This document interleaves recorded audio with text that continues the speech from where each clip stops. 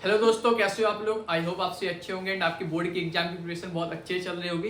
तो आप लोगों ने बहुत कमेंट किए थे कि भैया बोर्ड एग्जाम में कॉपी कैसे लिखें, इसकी वीडियो लाइए, ठीक है। और आपके कई सारे डाउट्स थे कि इसके इसका यूज करें कि नहीं करें, और जो है क्वेश्चन नहीं बन रहा है तो उसको कब अटेम्प्ट करें, ठीक है। इसके अलावा जो है बी कॉपी लेनी चाहिए कि नहीं लेनी चाहिए, तो ऐसे आपके कई सारे डाउट्स थे। तो आज उन सारे डाउट्स को मैं आज यहाँ पे क्लियर करने वाला हूँ, आपके सारे क्वेश्चंस का आंसर देने वाला हूँ, ठीक है। और कुछ ऐसी टिप्स देने वाला हूँ बोर्ड एग्जाम में कॉपी लिखने से रिलेटेड, जिससे आपके मार्क्स इंक्रीज होंगे, ठीक है। एंड जो है कुछ ऐसी चीज़ें बताऊंगा जो आपको नहीं करनी है, जो गलती आपको नहीं करनी है, ठीक है। बोर्ड एग्जाम में कॉपी लिखने के दौरान ध्यान रखना है। तो चलिए स्टार्ट करते हैं वीडियो को। तो सबसे पहले अगर मैं बात करूँ इंपॉर्टेंट टिप्स की, पहला है नया क्वेश्चन नए पेज से स्टार्ट करना, ठीक है। तो नॉर्मली जैसे आपको कोई भी क्वेश्चन पेपर ले लीजिए तो 10 से 15 क्वेश्चन होते हैं, ठीक है। तो आपको जैसे पहला क्वेश्चन आपने अटेम्प्ट किया, उसके बाद आपको जो दूसरा क्वेश्चन है वो नए पेज से करना है, ठीक है, न्यू पेज से, ठीक है। मान लो आपने पहला क्वेश्चन अटेम्प्ट किया, उसके बाद आपका आधा पेज बच गया तो उसको वहीं पे छोड़ दो। अगर आधे से ज्यादा भी बच गया, मान लो पौन पेज बच गया तो भी 3/4 पेज बच गया तो भी उसे वहीं पे छोड़ दो। नए पेज से आप जो है अगला क्वेश्चन अटेम्प्ट करिए। इससे क्या होगा, एक सिस्टमेटिक बनी रहती है कॉपी और टीचर को चेक करने में इजी पड़ता है। क्योंकि हमारा जो मेन मोटिव है वो ये है कि टीचर को चेक करने में जितनी ज्यादा आसानी हो, क्योंकि उसके पास उतना ज़्यादा टाइम नहीं होता कि वो आपका एक एक चीज मतलब डिटेल में देख सके। तो हमें टीचर ओरिएंटेड कॉपी बनानी है जिससे टीचर को आसानी से समझ में आ सके कि कौन सा क्वेश्चन कहाँ से लिखा है। तो अगर हम सिस्टमेटिक बनाएंगे जितना ज़्यादा उतनी ज़्यादा अच्छा होगा, ठीक है, उतना ज़्यादा पॉजिटिव इम्पैक्ट पड़ेगा, ठीक है। अब यहाँ पे एक डाउट और होता है कि जैसे अगर आप देखेंगे, मान लो दूसरे के अंदर का खा गा अंगा, मान लो 4-5 पार्ट होते हैं, ठीक है, नॉर्मली। तो जो ये पार्ट वाले क्वेश्चन है, जैसे मान लो दूसरे का का, दूसरे का खा, दूसरे का गा, दूसरे का घा, तो इनको हमें कंटिन्यूली करना है। जैसे हमने दूसरे का का किया, ठीक है, ये 4 लाइन में हो गया, आधा पेज हो गया। तो इसका जो दूसरे का खा है वो एक लाइन छोड़ने के बाद हमें दूसरे का खा करना है, मतलब हमें दूसरे के खा को नए पेज से स्टार्ट नहीं करना है, ठीक है। जब दूसरे के बाद तीसरा क्वेश्चन आएगा उसको हमें नए पेज से अटेम्प्ट करना है। जो उसके अंदर के पार्ट है उसको, ठीक है, जैसे का खा गा उसको हमें कंटिन्यूली करना है, मतलब एक लाइन छोड़ के उसको अटेम्प्ट करते जाना है। जो नया क्वेश्चन है उसको हमें नए पेज से स्टार्ट करना है। सो आई होप आपको समझ में आ गया होगा। और अगर भी कोई डाउट है, अगर नहीं आया समझ में, तो कोई टेंशन नहीं लीजिए। मैं हर सब्जेक्ट की, फिजिक्स, केमिस्ट्री, इंग्लिश, मैथ, ठीक है, इन सब की मैं जो है सैम्पल कॉपी बनाऊंगा, तो उसमें आप देख सकते हैं कि कैसे मैंने अटेम्प्ट किया है, ठीक है। तो अब अगर बात करो दूसरे पॉइंट की, दूसरे इंपॉर्टेंट पॉइंट की, वो है आपका क्वेश्चन सीरियल वाइज करो, क्रम से करो, ठीक है। तो क्रम से मतलब कि जैसे अगर आपके एग्जाम में, आपके पेपर में मान लो 10-15 क्वेश्चन है, तो आप पहला क्वेश्चन करिए, फिर उसके बाद दूसरा क्वेश्चन करिए, तीसरा क्वेश्चन करिए, चौथा क्वेश्चन, मतलब आपको सीरियल वाइज करना है। इससे क्या होगा, टीचर को चेक करने में आसानी होती है। क्योंकि अगर आपने देखा होगा बोर्ड एग्जाम की कॉपी में, तो स्टार्टिंग में जो मार्किंग स्कीम होती है तो उसमें ऐसा होता है कि क्वेश्चन 1 के लिए मार्क वहाँ पे चढ़ाने होते हैं, क्वेश्चन 2 के लिए मार्क टीचर को चढ़ाने पड़ते हैं, क्वेश्चन 3 के लिए। तो जब आप उसको सिस्टमेटिक करेंगे, मतलब सीरियल वाइज करेंगे, तो क्या है, टीचर को चेक करने में और मार्क्स चढ़ाने में बहुत आसानी होगी, ठीक है। तो इससे क्या होगा, एक अच्छा इम्पैक्ट पड़ेगा, क्योंकि हमें हमारा जो मेन टारगेट है, जो कॉपी होनी चाहिए वो टीचर ओरिएंटेड होनी चाहिए, ठीक है। अब इसमें एक सबसे बड़ा डाउट आता है, जो आप लोगों ने कमेंट भी किया था कि भैया ठीक है मैं सीरियल वाइज कर दूंगा, लेकिन अगर हमें कोई क्वेश्चन नहीं बन रहा, या फिर जैसे मान लो इंग्लिश का पेपर ले हम एग्जाम्पल के तौर पर, उसमें जो आर्टिकल का क्वेश्चन होता है वो क्वेश्चन नंबर 2 होता है, ठीक है। वो आर्टिकल क्वेश्चन हम जानते हैं कि नॉर्मली हमें सबसे लास्ट में अटेम्प्ट करना चाहिए, क्योंकि उसमें हमें बना कर लिखना होता है, ठीक है। तो ये क्वेश्चन नंबर 2 है, तो अगर हम इसको पहले अटेम्प्ट करें कि बाद में, तो देखिए इसके लिए आप क्या करिए, जैसे अगर मैं इंग्लिश का एक सैंपल लूँ, तो इंग्लिश में अगर आप देखेंगे जो पहला क्वेश्चन होता है वो होता है आपका अनसीन पैसेज का, तो उसके लिए आप 2 पेज छोड़ दीजिए। मतलब आप क्या करिए, क्वेश्चन नंबर 1 डालिए और 2 पेज छोड़ दीजिए, पहला पेज और दूसरा पेज छोड़ दीजिए। इसके बाद आप जो क्वेश्चन नंबर 2 डालिए, आर्टिकल आपको 2 पेज में लिखना है, तो उसके लिए 2 पेज छोड़ दीजिए, ठीक है, तीसरा चौथा पेज। इसके बाद आपको लेटर, तीसरा क्वेश्चन होता है, वो भी हम लास्ट में अटेम्प्ट करते हैं, वो हमें 1 पेज लिखना है, तो इसके लिए हमारा 5वां पेज छोड़ दीजिए। फिर इसके बाद 6वें पेज से जो हमारा ग्रामर सेक्शन होता है स्टार्ट, वहां से आप स्टार्ट करना, अटेम्प्ट करना स्टार्ट करिए। फिर इसके बाद ग्रामर सेक्शन और लिटरेचर सेक्शन अपना अटेम्प्ट कीजिए। उसके जब आपका पूरा अटेम्प्ट हो जाए, लॉन्ग आंसर हो जाए, शॉर्ट आंसर हो जाए, पूरा लिटरेचर पार्ट हो जाए कंप्लीट, उसके बाद फिर आप वापस जो आपने यहाँ पे 5 पेज छोड़े हैं उनको आप कंप्लीट कीजिए, कि आर्टिकल लिख लीजिए, अनसीन पैसेज करिए, लेटर करिए, ठीक है। तो अगर आप देखेंगे आपने अटेम्प्ट इन क्वेश्चंस को बाद में ही किया है, लेकिन जब आप कॉपी सबमिट करेंगे और जब टीचर आपकी कॉपी चेक करेगा, तो उसको क्या है, उसके सामने कैसे आएगी कॉपी, पहला क्वेश्चन, दूसरा क्वेश्चन, तीसरा क्वेश्चन, चौथा क्वेश्चन। तो उसके लिए क्या होगा, सीरियल वाइज होगा, उसको चेक करने में क्या होगा, इजी होगा। और आपने क्या है, क्वेश्चन ही अटेम्प्ट बाद में ही किए, है ना। ये क्वेश्चन आप या तो बाद में करेंगे, है ना। यहाँ पे आपने क्या किया, पेज छोड़ दीजिए। तो आपको क्या करना है, जो भी क्वेश्चंस हैं, जैसे इंग्लिश में आर्टिकल वगैरह है, लेटर वगैरह हम नॉर्मली बाद में अटेम्प्ट करते हैं, तो जो भी क्वेश्चन है जो मैं बाद में अटेम्प्ट करना है, या मान लो कोई क्वेश्चन नहीं बन रहा है तो उसके लिए वहीं पे जगह छोड़ दो। अब वो जगह कितनी छोड़नी है, तो वो एक अनुमान, जैसे यहाँ पे आर्टिकल आप नॉर्मली 2 पेज में हो जाता है, लेटर 1 पेज में हो जाता है, ठीक है। तो अनुमान मतलब एक गैस के हिसाब से जगह छोड़ दीजिए, ठीक है। तो ये आपका हुआ जो बड़े बड़े क्वेश्चन उनमें कैसे पेज छोड़ना है। अब जैसे मान लो अगर कोई क्वेश्चन बीच में नहीं बन रहा, जैसे मान लो फॉर एग्जाम्पल आपका कोई और पेपर ले लीजिए, मान लो फिजिक्स का पेपर ले लीजिए, तो इसमें जो है फिजिक्स के पेपर में क्या होता है, का खा गा होते हैं, ठीक है, जो मैंने पार्ट बताया। तो ऐसे मान लो आप चौथे के 4 का खा गा घा अंगा 5 क्वेश्चन है, ठीक है। आपको मान लो गा नंबर वाले जो क्वेश्चन है, चौथे का गा है, ये वाला पार्ट आपको नहीं बन रहा, ठीक है।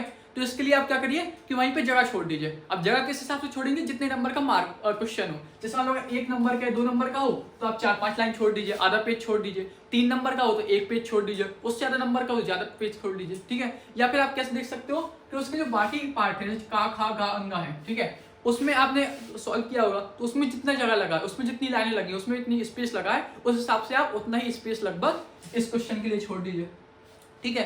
और फिर तो आप क्या करिए, आपने का अटेम्प्ट किया, खा अटेम्प्ट किया, और जो गा के लिए आप ये क्या कर दीजिए, आधा पेज जगह छोड़ दीजिए, उसके बाद अपना घा कीजिए, अंगा कीजिए।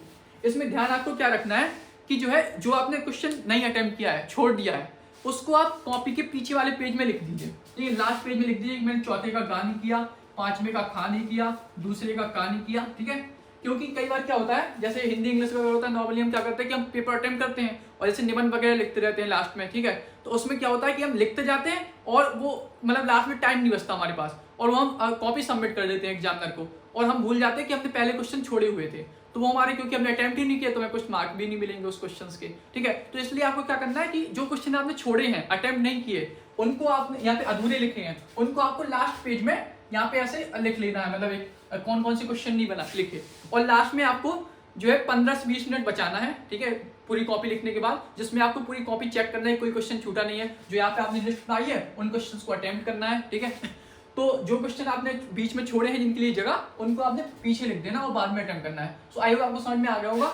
आपको अटेम्प्ट जो क्वेश्चन नहीं बनना उनको बाद में करना है, उसके लिए जगह छोड़ दो, जिससे एग्जामिनर जब कॉपी चेक करेगा तो उसको सीरियल वाइज लगेगा, ठीक है। आई होप क्लियर हो गया होगा। अगर अभी भी नहीं हो तो आप कोई प्रॉब्लम नहीं है, मैं जब सैंपल कॉपी आपको दिखाऊंगा, ठीक है, जिसमें पूरा मॉडल पेपर आपको सॉल्व कराऊंगा, तो उसमें आपको क्लियर कर दूंगा, ठीक है।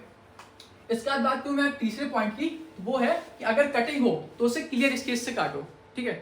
तो नॉर्मली तो वैसे हमें ट्राई करना चाहिए बेस्ट टू बेस्ट केस कि हमें नॉर्मली कटिंग ना हो कॉपी में, कम से कम कटिंग हो, जितनी क्लीन कॉपी हो उतना अच्छा रहेगा, ठीक है।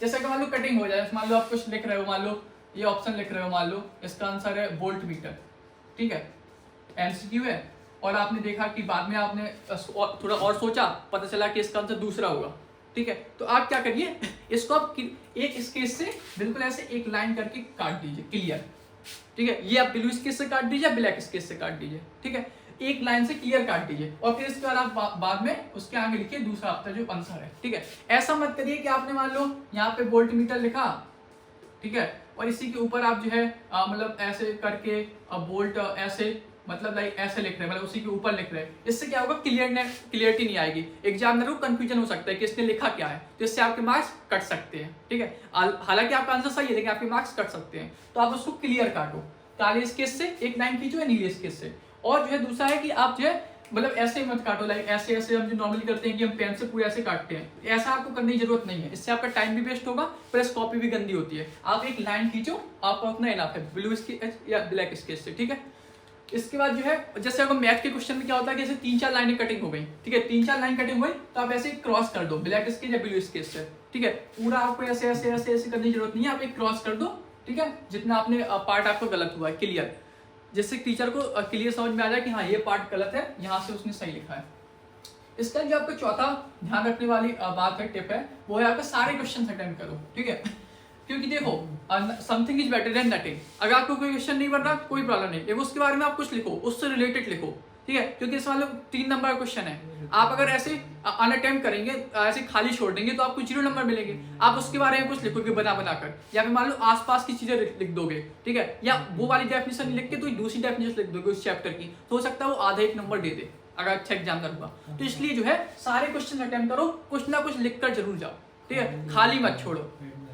इसके बाद 5वां जो इंपॉर्टेंट आपकी टिप है वो है इंपॉर्टेंट वर्ड्स को अंडरलाइन या ब्लैक पेन से लिखो, ठीक है। नॉर्मली क्या है कि जो है आपकी जैसे हिंदी है, इंग्लिश है, उसमें थ्योरिकल आपका सब्जेक्ट है, और एग्जामिनर के पास आपकी इतना टाइम नहीं होता कि आपको एक एक वर्ड पढ़े। जैसे आपने जीवन पढ़ चलेगा तो एक एक वर्ड नहीं पढ़ेगा, निबंध लिखा, आर्टिकल लिखा, तो आपको वो एक एक वर्ड नहीं पढ़ेगा, क्योंकि उसके पास इतना टाइम नहीं, उसको बहुत सारी कॉपी चेक करनी होती है। तो इसलिए आप क्या करिए, जो इंपॉर्टेंट वर्ड्स हैं, जो आपके की वर्ड्स हैं, उनको या तो अंडरलाइन कर दीजिए। कैसे? जैसे मान लो आपने कुछ भी लिखा, जैसे मान लो आपने लिखा मोलर का, ठीक है, तो आप जैसे इंपॉर्टेंट वर्ड है इसको आपने ऐसे ब्लैक पेन से अंडरलाइन कर दिया, ठीक है। या फिर उसको आप जो है अगर अंडरलाइन नहीं करना तो उसको आप ब्लैक पेन से लिख दो, ठीक है। जैसे लाइक कोई भी इंपॉर्टेंट वर्ड है, लाइक मोललता या फिर कुछ भी ले लो,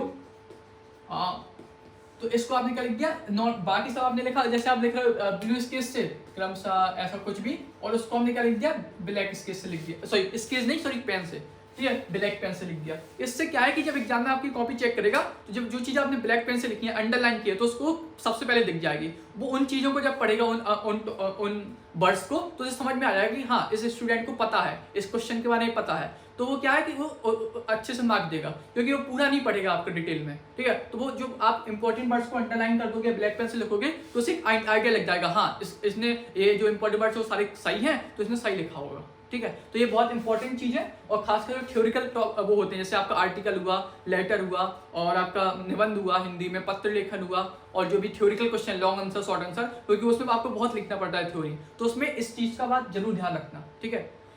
तो इंपॉर्टेंट वर्ड्स को अंडरलाइन ब्लैक पेन से। एक चीज और है कि जो है आप यहाँ पे पेन का यूज कीजिए, ठीक है। आप ब्लैक स्केच से अंडरलाइन मत कीजिए, और ना ही ब्लैक स्केच से लिखिए आंसर, ठीक है, क्योंकि इससे क्या है, कॉपी फिर बहुत गंदी हो जाए, गंदी लगती है, बहुत भरी भरी। हमारा जो मेन उद्देश्य है साफ हो, क्लीन हो, सिंपल हो, ठीक है, और क्लियर हो। इसका जो अगला इंपॉर्टेंट आपका वो है, और इस चीज को कैसे अप्लाई करना है, ठीक है, तो वो मैं सैंपल का भी जब अपलोड करूंगा हर सब्जेक्ट, तो उसमें आपको क्लियर बता दूंगा, ठीक है। इसके बाद जो आपका अगला इंपॉर्टेंट वो है टिप है, वो है आपका टाइम मैनेजमेंट, ठीक है। ये बहुत इंपॉर्टेंट है।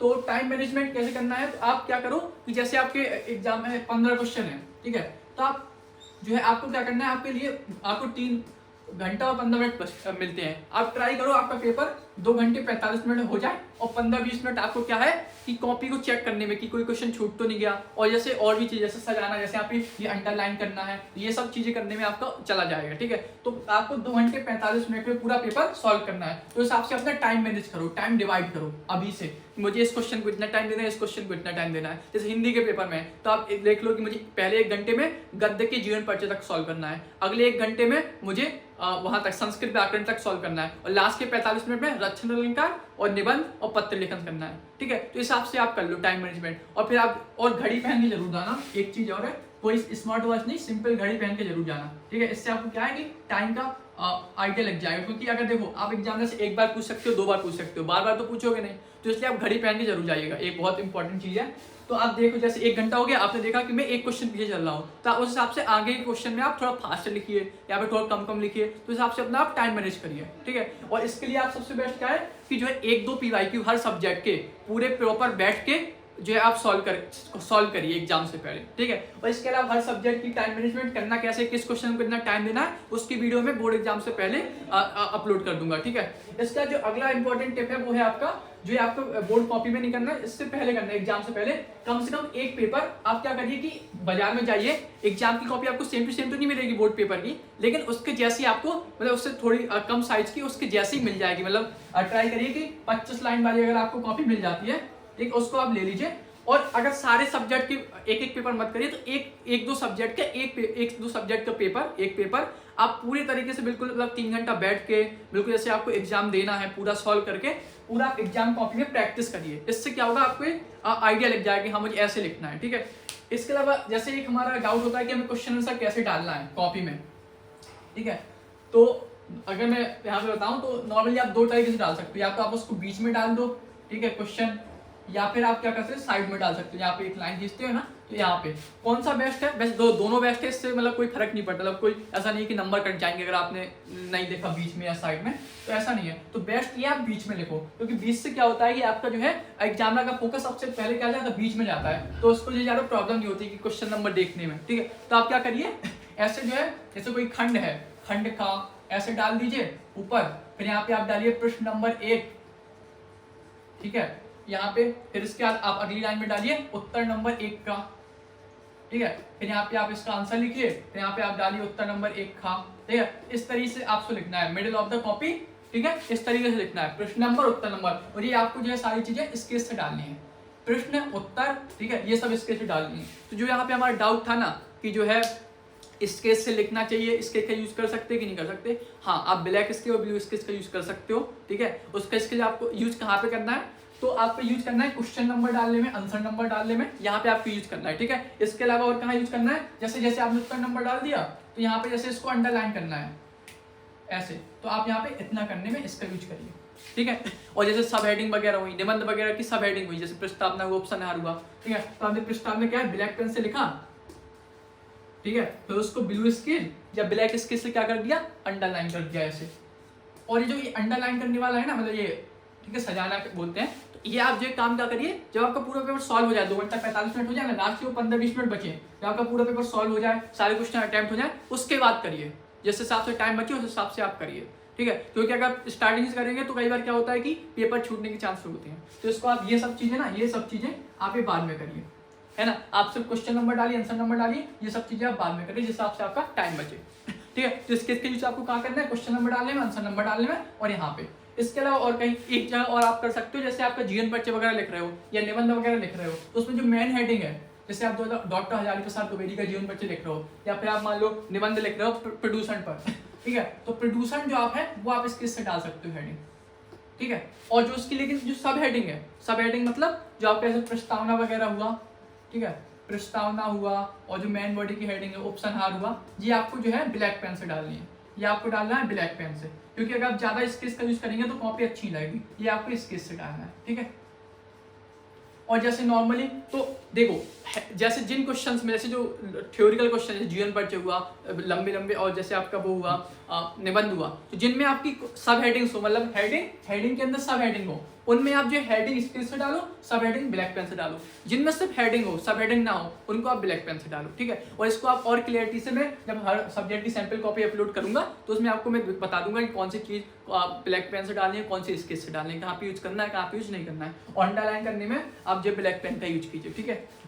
तो जैसे ये सब चीजें है ना, कहाँ पे प्रश्न नंबर डालना है, उत्तर नंबर, कौन सी चीज स्केच से डालनी है, कौन सी चीज स्केच से नहीं डालनी है, ये सब जो है आप जब एग्जाम कॉपी एक बार प्रैक्टिस करोगे तो आपको यूज टू हो जाओगे, ठीक है। तो आई होप आपको समझ में आया होगा। इसका जो एक और हमारा बहुत डाउट होता है कि बी कॉपी लेना चाहिए कि नहीं लेना चाहिए। तो अगर आपकी ए कॉपी भर गई है और आपको जरूरत है तो बी कॉपी बिल्कुल लो, ठीक है। जैसे अगर मैं अपना एग्जाम्पल दूं, मैंने मैथ की कॉपी में, ठीक है, मैथ की कॉपी, क्योंकि मैथ का बहुत लेंदी होता है, मैथ की कॉपी में मैंने ए कॉपी तो लिया ही था, सबको मिलता है, बी कॉपी लिया था, सी कॉपी लिया था और डी कॉपी भी लिया था, ठीक है। तो अगर आपको मान लो आपकी पहली कॉपी भर गई हो और उसके बाद आपको बी कॉपी जरूरत है तो बी कॉपी ले लो, मान लो उसके बाद और जरूरत है तो सी कॉपी भी लो, ठीक है। ऐसा नहीं है, कोई इसमें रोकथाम नहीं कि अगर आप ज्यादा बी कॉपी लोगे, सी कॉपी लोगे, नंबर कट जाएंगे। लेकिन ध्यान ये रखिए कि आपकी जो पहले की कॉपी भर गई हो। ऐसा नहीं आपने ए कॉपी ली, उसमें मान लो 24 पेज ही होती है, उसमें आपने 12-13 पेज ही लिखा, बाकी आधी पेज खाली छोड़ दिए और सिर्फ शौक के लिए, मतलब शौक के लिए आपने बी कॉपी ले लिया। तो ऐसा नहीं करना। जब आपके ए पेज के सारे पेज भर गए हों, सारे, ठीक है, वो कम पढ़ रही हो, तब आप बी कॉपी लीजिए जब आपको जरूरत हो। जैसे कई सब्जेक्ट में नहीं होती है, जैसे मैं इंग्लिश में है, इंग्लिश में मुझे सिर्फ ए कॉपी से काम चल गया था, मतलब मैंने बी कॉपी नहीं ली थी, इसी में आपके पेज भर गए थे, ठीक है, क्योंकि उतना लेंथी नहीं होता है। तो जिसमें आपको जरूरत हो, जब आपकी ए कॉपी भर जाए तो आप बी कॉपी लीजिए, फालतू में मत लीजिए, ठीक है। तो आप बी कॉपी बिल्कुल ले सकते हैं, इसका आंसर आपका ये है, ठीक है। सो आई होप आपके जितने भी डाउट्स होंगे, डाउट्स हैं, जितने भी आपके क्वेश्चंस हैं, उन सबको मैंने आंसर दिया होगा, ठीक है। और भी अगर अभी भी कोई डाउट हो तो आप कमेंट कर दीजिए, और अगर जरूरत पड़े तो मैं एक और वीडियो बना दूंगा उन सारे डाउट्स की, ठीक है। सो आई होप आपको ये वीडियो हेल्पफुल होगी और आपको कई सारी चीजें इससे समझ में आई होगी। इसके अलावा जैसे इन सबको कैसे अप्लाई करना है, सैंपल कॉपी हर सब्जेक्ट की, physics, chemistry, math, Hindi, English, उनकी मैं जल्दी अपलोड करूंगा, ठीक है। सो आप जुड़े रहिए। इसके अलावा टाइम टेबल की वीडियो भी जल्दी अपलोड होने वाली है, सो जुड़े रहिए। अगर वीडियो पसंद आए तो लाइक कीजिए, दोस्तों ज़्यादा शेयर कीजिए, उनका भी फायदा हो। और अगर आपने अभी तक चैनल सब्सक्राइब नहीं किया है तो सब्सक्राइब भी कीजिए। Thank you very much, all the best.